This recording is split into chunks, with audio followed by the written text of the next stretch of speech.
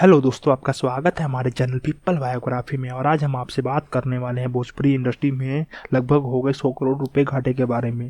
दोस्तों, भोजपुरी फिल्मों में नोटबंदी के कारण श्री नरेंद्र मोदी द्वारा 500,000 नोटबंदी के कारण लगभग 100 करोड़ से ज़्यादा का नुकसान हो चुका है। दोस्तों, भोजपुरी फिल्म इंडस्ट्री में साल भर में लगभग 200 फिल्मों से ज़्यादा बनती हैं और रिलीज़ होती है। और दोस्तों, इसका शिकार निरहुआ और खेसारी लाल की फिल्म हो चुकी है। खेसारी लाल की फिल्म ज्वाला और निरहुआ की फिल्म बेटा को फिल्म नोटबंदी के कारण काफ़ी हद तक उनको नुकसान पहुंचना पड़ गया है। दोस्तों, नोटबंदी के कारण थिएटर लोगों के पास पैसे नहीं थे, लोग थिएटर में नहीं गए, इसलिए इनकी फिल्मों को नुकसान हुआ।